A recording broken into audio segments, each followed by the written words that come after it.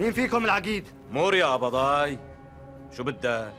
هن كلمتين وما في غيرهن، يا بتسلمنا اياه يا بيننا وبينكم البرودة. نحن نعرف انه هو معاكم هين ومتبعين اثره من زمان. وشو بدكم منه؟ نحن نريده وخلص. شوف يا عقيد، سلمونا فريد وراح نكف عنكم. ونحن من امتى كنا نسلم ضيوفنا؟ ولا واحد ماتنا ما بنسلمه. فريد واحد منا وعلى روحنا ما بيطلع من هون. حنا جايين نكسر الشر، ما بدنا دم بيننا وبينكم. اعطونا فريد. اسمعني منيح، تاخذ رجالك وبتروح من هون بيكون احسن لك. شوف يا عقيد، هسا اذا رديتنا احنا مروحين، بس رح نرجع ونجيب كل رجال العشيره ها. اسمع لك قبضاي، طلع حواليك منيح هيك.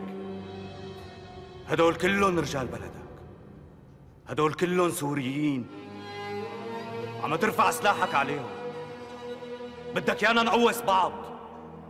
مش كان بدك تقوص حدا جاني قدامك؟ قوصني قوصني، بس يا عيب الشو، يا عيب الشو. بدك الناس تقول انه السوري قتل السوري وترك الفرنساوي المحتل. يا حيف، يا حيف. ضبوا سلاحكم.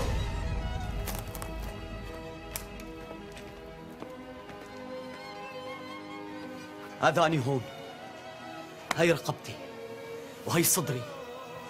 ثاركم مو مع رجال، ثاركم معي وأنا جاهز. وكله مشان شو؟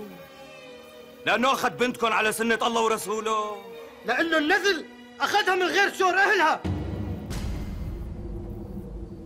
إحنا أمرنا مع فريد، وإحنا مش قاصدينكم إلكم.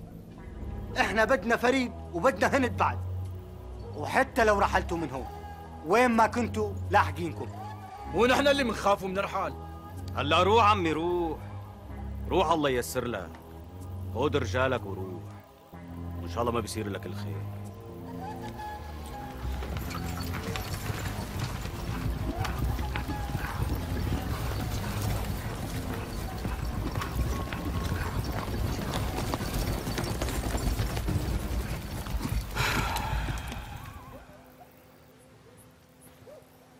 روق أخي فريد، روق.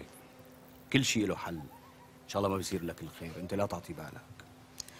حملي صار ثقيل عليكم يا عقيد. لا تحكي هيك فريد، لا تحكي هيك. لا لك أخي فريد، لا. شو هالحكي هاد؟ اللي بيصير عليك بيصير علينا، وبهي الرقبة. شرفوا يا رجال، شرفوا يا رجال.